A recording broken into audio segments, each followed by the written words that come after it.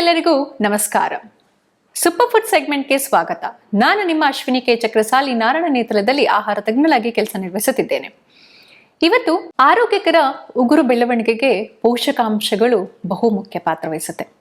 ಅದರಲ್ಲೂ ಖನಿಜಗಳು ಹಾಗೆ ಜೀವಸತ್ವಗಳು ಅಂತ ನಾವೇನು ಹೇಳ್ತೀವಿ, ಇದು ನಮ್ಮ ಉಗುರು ಬೆಳವಣಿಗೆಗೆ ಹಾಗೂ ಉಗುರನ್ನ ಆರೋಗ್ಯಕರವಾಗಿ ಇಡೋದಲ್ಲೂ ಕಾರಣ ಆಗುತ್ತೆ.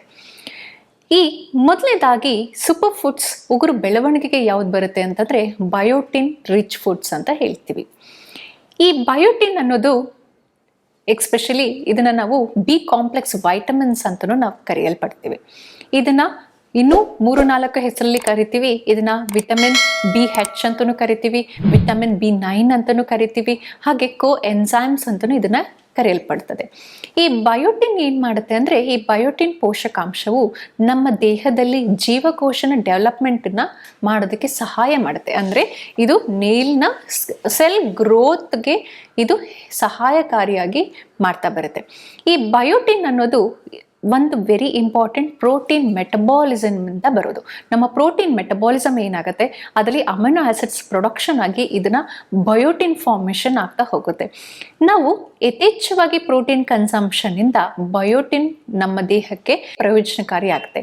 ಈ ಪೋಷಕಾಂಶ ಭರಿತ ಆಹಾರ ಸೇವನೆಯಿಂದ ನಮಗೆ ಉಗುರು ಬೆಳವಣಿಗೆಗೂ ಕೂಡ ಸಹಾಯ ಮಾಡುತ್ತೆ, ಹಾಗೆಯೇ ಈ ಉಗುರನ್ನ ಸ್ಟ್ರೆಂಥನಿಂಗ್ ಮಾಡೋದಕ್ಕೂ ಕೂಡ ಇದು ಸಹಾಯ ಮಾಡ್ತಾ ಹೋಗುತ್ತೆ.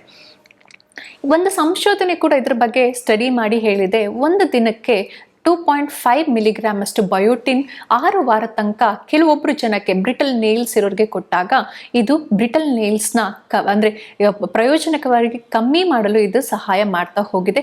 ಹಾಗೆ ಈ RDA ರೆಕಮೆಂಡೇಶನ್ ಪ್ರಕಾರ ಒಂದು ದಿನಕ್ಕೆ ನಾವು ಎಷ್ಟು ಈ ಬಯೋಟಿನ್ ನಾವು ಸೇವನೆ ಮಾಡಬೇಕು ಅಂತಂದರೆ 30 ಮೈಕ್ರೋಗ್ರಾಮ್ ಪರ್ ಡೇ ನಾವು ಈ ಬಯೋಟಿನ್ನ ಸೇವನೆ ಮಾಡಬೇಕಾಗುತ್ತೆ. ಈ ಬಯೋಟಿನ್ ಯಾವುದ್ರೆಲ್ಲ ಫುಡ್ಡಲ್ಲಿ ಇರುತ್ತೆ ಅಂತ ನಾವು ನೋಡೋದಾದರೆ, ಒಂದು ನಾವು ನಾನ್ ವೆಜ್ ಫುಡ್ಡಲ್ಲಿ ಜಾಸ್ತಿ ಇರುತ್ತೆ, ಮಾಂಸ ಆಹಾರದಲ್ಲಿ ಜಾಸ್ತಿ ಇರುತ್ತೆ.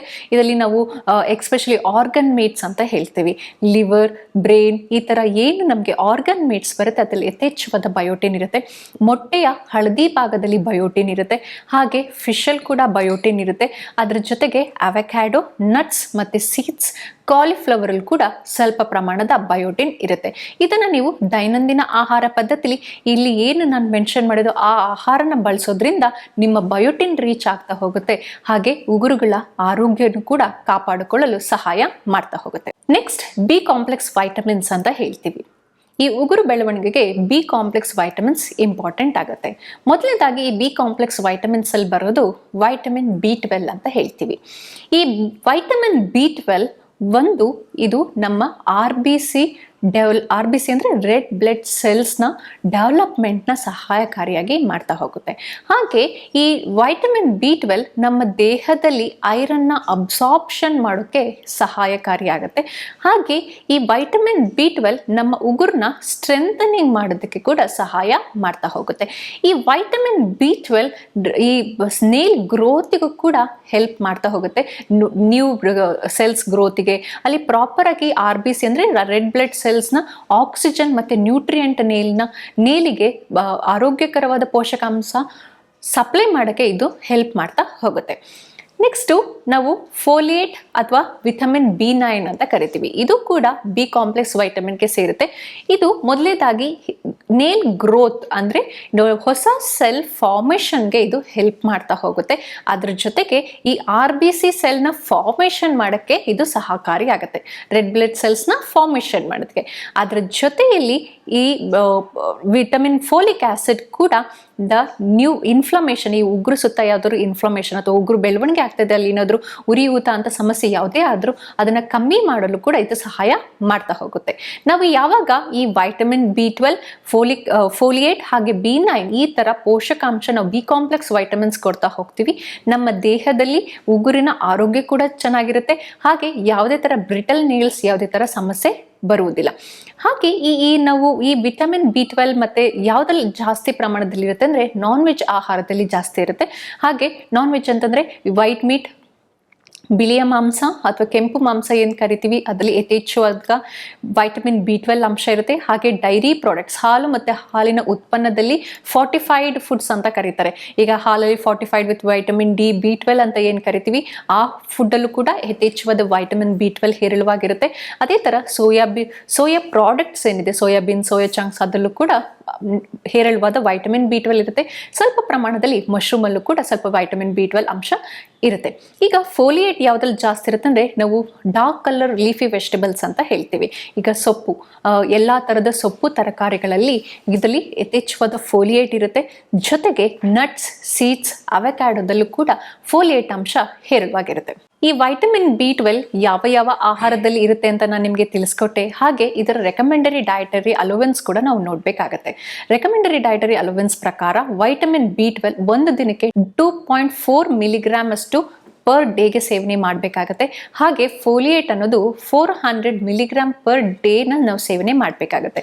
ಸೊ ಇದು ಮೈಕ್ರೋನ್ಯೂಟ್ರಿಯೆಂಟ್ಸ್ ಆಗಿರೋದ್ರಿಂದ ಇದರ ನಮ್ಮ ದೇಹಕ್ಕೆ ಪ್ರಯೋಜನಕಾರಿ ತುಂಬ ಇರೋದ್ರಿಂದ ನೀವು ಈ ರೆಕಮೆಂಡೇಶನ್ ರೀಚ್ ಆಗಲೇಬೇಕಾಗತ್ತೆ. ಪ್ರತಿದಿನ ಇದನ್ನ ನೀವು ಯಾವುದೇ ಒಂದು ಆಹಾರ ಬಳಸೋದ್ರಿಂದ ನಿಮ್ಮ ರೆಕಮೆಂಡೇಶನ್ ರೀಚ್ ಆಗ್ತಾ ಹೋಗುತ್ತೆ. ಅದರ ಜೊತೆಗೆ ನಮ್ಮ ಉಗುರಿನ ಆರೋಗ್ಯನೂ ಕೂಡ ಕಾಪಾಡಿಕೊಳ್ಳಲು ಸಹಾಯ ಮಾಡ್ತಾ ಹೋಗುತ್ತೆ. ಮೂರನೇದಾಗಿ ಕಬ್ಬಿಣಾಂಶ ಭರಿತ ಆಹಾರ ಅಂತ ಹೇಳ್ತೀವಿ, ಐರನ್ ರಿಚ್ ಫುಡ್ಸ್ ಅಂತಲೂ ನಾವು ಕರಿತೀವಿ. ಈ ಐರನ್ ರಿಚ್ ಫುಡ್ಸ್ RBC ಡೆವಲಪ್ಮೆಂಟ್ಗೆ ಸಹಾಯ ಮಾಡ್ತಾ ಹೋಗುತ್ತೆ. ಹಾಗೆ ನಮ್ಮ ಈ RBC ಸೆಲ್ಸ್ ಯಾಕೆ ಬೇಕು ಅಂದರೆ ಒಂದು ನಮ್ಮ ದೇಹದಲ್ಲಿ ಜೀವಕೋಶ ಡೆವಲಪ್ಮೆಂಟಿಗೋಸ್ಕರ ಬೇಕಾಗತ್ತೆ. ಹಾಗೆ ಇದು ಆಕ್ಸಿಜನ್, ನಮ್ಮ ಪ್ರತಿಯೊಂದು ಜೀವಕೋಶಕ್ಕೂ ಆಕ್ಸಿಜನ್ ಹಾಗೆ ಅದರ ಆಹಾರ ಅಂದರೆ ನ್ಯೂಟ್ರಿಷನ್ ಕ್ಯಾರಿ ಮಾಡಿ ಆ ನ್ಯೂಟ್ರಿಷನ್ನ ಪ್ರತಿಯೊಂದು ಜೀವಕೋಶಕ್ಕೂ ತಲುಪಿಸಲು ಈ RBC ಬೇಕಾಗತ್ತೆ. ಈಗ ಯಾವುದೇ ಒಂದು ನಾವು ಉಗುರು ಚೆನ್ನಾಗಿ ಬೆಳಿಬೇಕು ಅಂತಂದ್ರೆ ಈ ಐರನ್ ಕಂಟೆಂಟ್ ಹೇರಳವಾಗಿರ್ಬೇಕಾಗತ್ತೆ. ಯಾವಾಗ ಈ ಐರನ್ ರಿಚ್ ಫುಡ್ಸ್ ನಾವು ಸೇವನೆ ಮಾಡ್ತಾ ಬರ್ತೀವಿ, ಒಂದು ಐರನ್ ಚೆನ್ನಾಗಿ ಆಕ್ಸಿಜನ್ RBC ಇಂದ ಚೆನ್ನಾಗಿ ನ್ಯೂಟ್ರಿಷನ್ ಕ್ಯಾರಿ ಮಾಡುತ್ತೆ. ಆಗ ಉಗುರು ಚೆನ್ನಾಗಿ ಬೆಳೆಯೋದಕ್ಕೂ ಸಹಕಾರಿ ಆಗುತ್ತೆ. ಯಾವಾಗ ನಾವು ಈ ಐರನ್ ಡೆಫಿಷಿಯನ್ಸಿ ನಮ್ಮ ದೇಹದಲ್ಲಿರುತ್ತೋ ಅಥವಾ ಅನಿಮಿಯಾ ಪ್ರಾಬ್ಲಮ್ ಇರುತ್ತೋ ಇದಕ್ಕೆ ನಾವು ವರ್ಟಿಕಲ್ ನೈಲ್ ಪ್ರಾಬ್ಲಮ್ ಅಂತ ಹೇಳ್ತೀವಿ. ಅಂದ್ರೆ ನಿಮಗೆ ಉಗುರಲ್ಲಿ ಗೆರೆ ತರ ನಿಮಗೆ ಫಾರ್ಮೇಶನ್ ಆಗೋದು ನಿಮಗೆ ಫೀಲ್ ಆಗುತ್ತೆ. ಅದು ಮತ್ತೆ ಸ್ಪೂನ್ ಶೇಪ್ ನೇಲ್ ಅಂತ ಹೇಳ್ತೀವಿ. ಅಂದ್ರೆ ಬ್ರಿಟಲ್ ನೇಲ್ಸ್ ಸಾಫ್ಟ್ ಆಗಿರುತ್ತೆ, ಬೇಗ ಮುರಿದು ಹೋಗೋ ಚಾನ್ಸಸ್ ಇರುತ್ತೆ. ನಿಮಗೆ ಅಷ್ಟು ಸಾಫ್ಟ್ನೆಸ್ ನಿಮ್ಮ ಉಗುರಲ್ಲಿ ಇರಲ್ಲ, ಬೇಗ ಏನೇ ಒಂದು ಸ್ವಲ್ಪ ಮುಟ್ಟಿದ್ರು ಮುರಿದು ಹೋಗೋ ಚಾನ್ಸಸ್ ಏನಿರುತ್ತೆ ಇದು ಐರನ್ ಡೆಫಿಷಿಯನ್ಸಿಯಿಂದ ಕಾಸ್ ಆಗ್ತಾ ಇರುತ್ತೆ. ಈಗ ನಾವು ಈ ಐರನ್ ರಿಚ್ ಫುಡ್ಸ್ನ ನಾವು ಸೇವನೆ ಮಾಡೋದ್ರಿಂದ ಈ ಪ್ರಾಬ್ಲಮ್ಸ್ನ ನಾವು ಕಮ್ಮಿ ಮಾಡ್ಕೋಬಹುದು. ಆದರೆ ರೆಕಮೆಂಡೇಶನ್ ಪ್ರಕಾರ ಇದು ಸೇವನೆ ನಾವು ಮಾಡಲೇಬೇಕಾಗತ್ತೆ ಐರನ್ನ.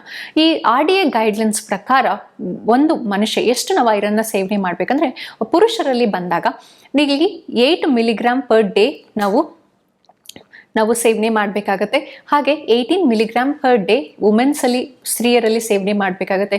ಯಾರು ಮೆನೋಪಾಸ್ ಸ್ಟೇಜಲ್ಲಿ ಹೊಂದಿದ್ದಾರೋ ಅವರು 8 ಮಿಲಿಗ್ರಾಮ್ ಪರ್ ಡೇ ಈ ಐರನ್ನ ನಾವು ಸೇವನೆ ಮಾಡಬೇಕಾಗತ್ತೆ.